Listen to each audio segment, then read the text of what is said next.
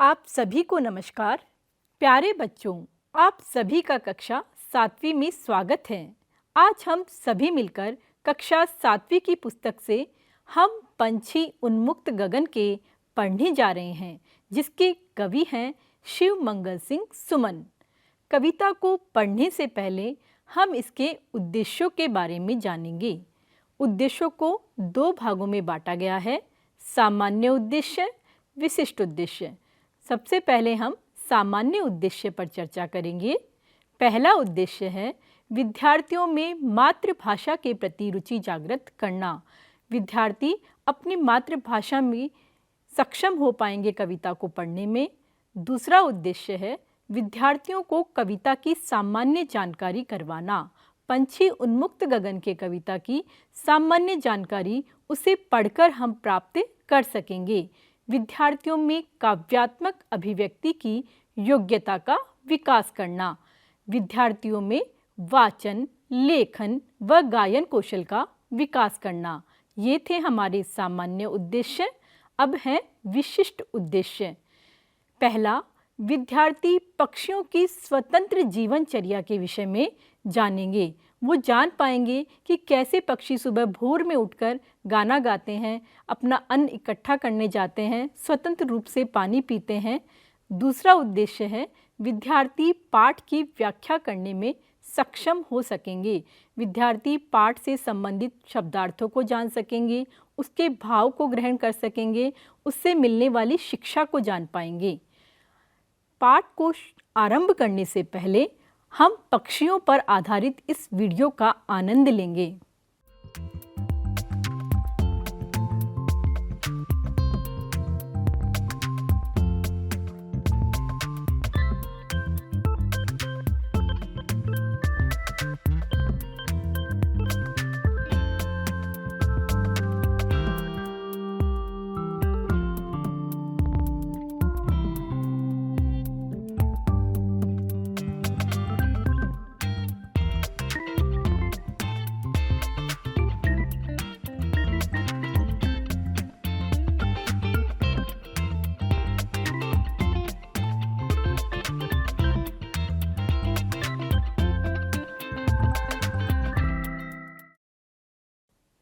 आपको वीडियो बहुत ही लुभावनी लगी होगी। रंग बिरंगे पक्षी आकाश में उड़ते हुए, दाना चुगते हुए, अपना घोंसला बनाते हुए बहुत ही सुंदर दिखाई दे रहे हैं। ऐसी ही वीडियो से संबंधित कविता हम पंछी उन्मुक्त गगन के हैं, जिसे शिव मंगल सिंह सुमन जी ने लिखी है। सबसे पहले हम आदरणीय कवि का परिचय प्राप्त करेंगे। कवि परिचय। शिव मंगल सिंह सुमन का जन्म 5 अगस्त 1915 को उत्तर प्रदेश के उन्नाव जिले के झगरपुर में हुआ। उन्होंने रीवा, ग्वालियर आदि स्थानों में रहकर आरंभिक शिक्षा प्राप्त की है। एक अग्रणी हिंदी लेखक और कवि थे। उन्होंने पीएचडी की उपाधि अर्जित की। इनकी प्रमुख रचनाएं हैं युग का मोल, वाणी की व्यथा, विश्वास बढ़ता ही गया, जीवन के गान। आइए पक्षियों पर आधारित इन चित्रों का आनंद लें, जिसमें भिन्न भिन्न तरह के पक्षी दिखाए गए हैं। हमारी कविता भी पक्षियों से संबंधित ही है, जिसका शीर्षक है हम पंछी उन्मुक्त गगन के। आइए कविता का सर्वप्रथम सस्वर वाचन करेंगे। हम पंछी उन्मुक्त गगन के पिंजर बंध ना गा पाएंगे, कनक तीलियों से टकराकर पुलकित पंख टूट जाएंगे। पहले कुछ शब्द अर्थ पर ध्यान केंद्रित करेंगे। उन्मुक्त, आज़ाद व खुला। गगन का अर्थ होगा आसमान। पिंजरबद्ध, पिंजरे के अंदर बंद। कनक अर्थात सोना। तीलियाँ, सलाखें। पुलकित, प्रेम, हर्ष या खुशी आदि से गदगद रोमांचित कर देने वाला भाव। आगे की स्लाइड में हम भावार्थ जानेंगे। अर्थ, व्याख्या। प्रस्तुत पंक्ति में पिंजरे में बंद पंछियों की आज़ादी या स्वतंत्र होने की चाहत को बताया गया है। किस प्रकार पिंजरे में बंद पक्षी अपनी दास्तां सुनाते हुए हम मनुष्यों से कहते हैं कि हम तो खुले आसमान में स्वतंत्र होकर उड़ने वाले पंछी हैं। अगर हमें पिंजरे में बंद कर दिया जाए तो हम वहाँ खुश होकर खुशी के गीत नहीं गा पाएंगे। आप हमें भले ही सोने के पिंजरे में क्यों न रखो, मगर हम उस सोने के पिंजरे में नहीं रह पाएंगे। साथ ही उन पिंजरों की सलाखों से हमारे कोमल पंख टकरा टकरा कर टूट जाएंगे। कविता का फिर से स्वर वाचन करेंगे। हम बहता जल पीने वाले मर जाएंगे भूखे प्यासे, कहीं भली है कटुक निबोरी कनक कटोरी की मैदा से। हम बहता जल पीने वाले मर जाएंगे भूखे प्यासे, कहीं भली है कटुक निबोरी कनक कटोरी की मैदा से। पहले कुछ शब्द अर्थ पर ध्यान केंद्रित करें। कटुक अर्थात कटु या कड़वा, जिसका स्वाद खाने में कड़वाहट दे। निबोरी नीम का फल। कनक कटोरी सोने की कटोरी। आगे की स्लाइड में हम भावार्थ जानेंगे। अर्थ व्याख्या। प्रस्तुत पंक्ति में पंछी अपने दुखों को व्यक्त करते हुए मनुष्यों से कहते हैं कि हम तो बहते हुए झरने एवं नदियों का शुद्ध जल पीते हैं। बंद पिंजरे में हमें कुछ भी खाना पीना अच्छा नहीं लगता है। आप हमें चाहे सोने की कटोरी में ही स्वादिष्ट खाना क्यों न दो, पर हमें तो अपने घोंसले में पड़े नीम के कड़वे फल ही खाना पसंद है। हम पिंजरे में बंद रहकर कुछ भी नहीं खाएंगे और भूखे प्यासे ही मर जाएंगे। कविता का फिर से स्वर वाचन करेंगे।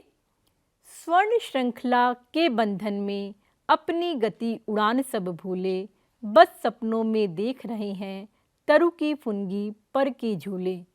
स्वर्ण श्रृंखला के बंधन में अपनी गति उड़ान सब भूले, बस सपनों में देख रहे हैं तरु की फुनगी पर के झूले। पहले कुछ शब्द अर्थ पर ध्यान केंद्रित करें। स्वर्ण श्रृंखला सोने की जंजीर। गति रफ्तार। उड़ान उड़ने की कला। तरु पेड़। फुनगी पेड़ की टहनियाँ। पर पंख। आगे की स्लाइड में हम भावार्थ जानेंगे। अर्थ व्याख्या। प्रस्तुत पंक्ति में कवि शिव मंगल सिंह हमसे कहते हैं कि पिंजरे में बंद पक्षी के पैरों में सोने की जंजीरें बंधे होने के कारण और पिंजरे में रहने के कारण सारे पक्षी उड़ने की सभी कलाएं भूल चुके हैं कि कभी वह किस तरह नीले आसमान में ऊंची उड़ान भरते थे। वह पेड़ों की ऊंची टहनियों पर बैठकर झूला झूला करते थे। कवि कहते हैं कि अब तो वे बस सपनों में ही पेड़ों की ऊंची डाली पर बैठना और झूला झूलना देख सकते हैं। यह सब हकीकत में नहीं हो सकता। अब तो उनके नसीब में यह सब नहीं है। कविता का फिर से स्वर वाचन करेंगे।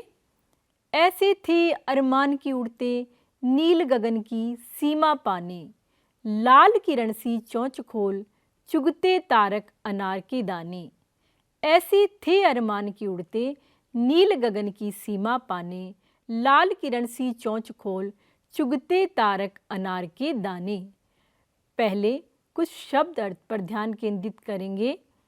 अरमान लालसा, इच्छा, कामना। गगन की सीमा जिसे क्षितिज कहा जाता है, जहाँ धरती और आकाश का मिलन होता है। तारक आँख की पुतली तारे के समान। आगे की स्लाइड में हम भावार्थ जानेंगे। अर्थ व्याख्या। प्रस्तुत पंक्ति में पंछियों के अरमानों को बताते हुए कवि हमसे कहते हैं कि पिंजरे में बंद पंछियों की यह इच्छा है कि वे खुले आसमान में या नीले आसमान की सीमा को पाने के लिए उड़ान भरते और अपनी लाल चोंच से अनार के दाने के समान दिखने वाले लाल लाल तारे को वो अपनी चोंच से चुन चुन कर खाते। मगर वे पिंजरे में कैद होने के कारण उनके सभी सपनों को तहस नहस कर दिया गया है और उनकी ज़िंदगी को छीन लिया है। उनकी सारी खुशियाँ अब खत्म हो चुकी। कविता का फिर से ससर वाचन करेंगे।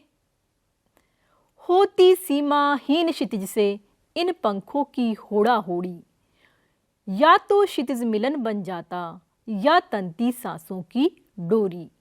होती सीमाहीन क्षितिज से इन पंखों की होड़ा होड़ी, या तो क्षितिज मिलन बन जाता या तंती सांसों की डोरी। पहले कुछ शब्द अर्थ पर ध्यान केंद्रित करेंगे। सीमाहीन, जिसकी कोई सीमा नहीं है। क्षितिज, जहाँ धरती और आसमान मिलते हुए प्रतीत होते हैं। होड़ा होड़ी, दूसरे के बराबर होने या दूसरे से बढ़ जाने का प्रयत्न करना। तंती सांसों की डोरी, प्राण पखेरु उड़ जाना या प्राणों को न्योछावर करना। आगे की स्लाइड में हम भावार्थ जानेंगे। अर्थ, व्याख्या। प्रस्तुत पंक्ति में पंछी स्वतंत्र होकर उड़ने की इच्छाओं का वर्णन करते हुए कहते हैं कि अगर हम स्वतंत्र होते तो खुले आसमान में उड़कर आसमान की सीमा को ढूंढने निकल जाते। या तो हम आसमान को पार कर जाते या फिर उड़ते उड़ते अपनी जान ही गंवा देते, लेकिन तब तक कोशिश करते जब तक हमें आसमान के अंतिम छोर या जहां आकाश और धरती का मिलन होता है वहां तक ना पहुंच जाते। प्रस्तुत पंक्ति के माध्यम से यह पता चलता है कि पिंजरे में बंद होने के कारण उनकी सभी इच्छाएं मर चुकी हैं। अगर उन्हें स्वतंत्र छोड़ दिया जाए तो वे उड़ते हुए अपनी सभी इच्छाओं को पूरा करेंगे।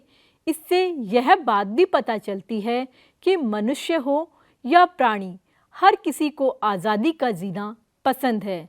आप सभी को भी बच्चों, जब भी मम्मी घर से बाहर जाने के लिए बोल देती है या जैसे ही विद्यालय की घंटी बजती है या छुट्टी होती है तो हम एक अलग ही आज़ादी का अनुभव करते हैं। तो वही आज़ादी इन पक्षियों को भी चाहिए। कविता का ससर वाचन करेंगे। नीड़ न दो चाहे टहनी का, आश्रय छिन्न भिन्न कर डालो, लेकिन पंख दिए हैं तो आकुल उड़ान में विघ्न न डालो।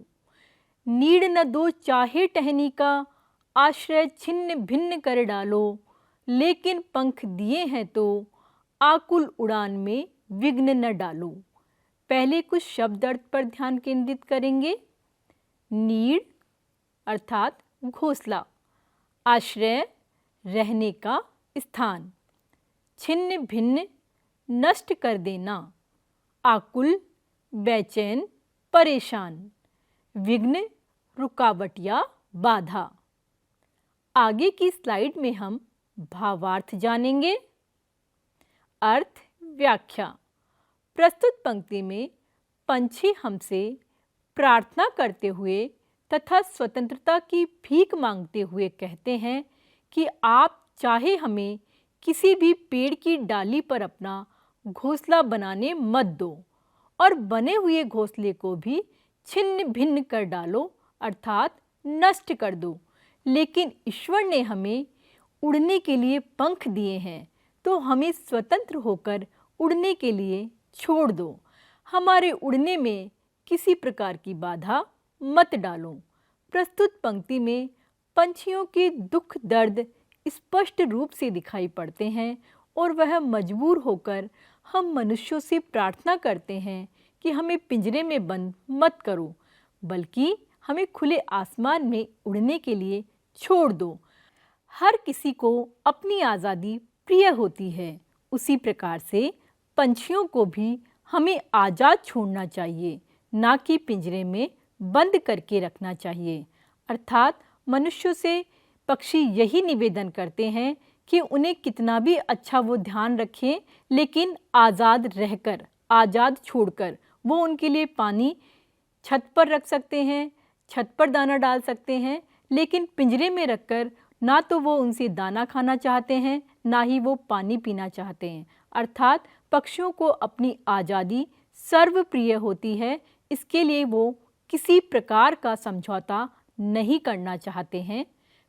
कविता हमें कितनी समझ में आई है और कितना हमें इसका भावार्थ समझ में आया है, इसे जानने के लिए हम अब मूल्यांकन प्रश्न करेंगे।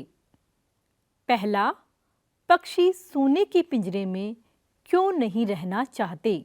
हमारा पहला प्रश्न आपसे है, पक्षी सोने के पिंजरे में क्यों नहीं रहना चाहते?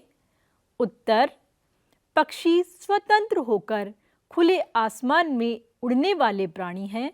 अगर उन्हें सोने के पिंजरे में बंद कर दिया जाए तो वे उसमें नहीं रह पाएंगे।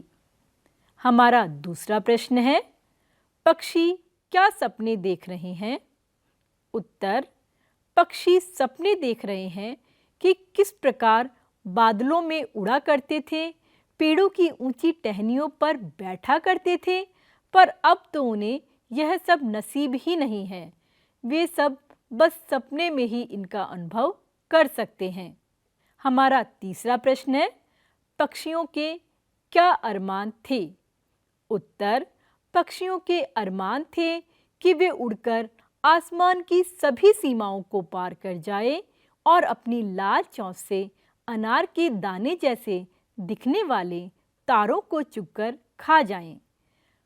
हमारा चौथा प्रश्न है, पक्षी क्या प्रार्थना करते हैं?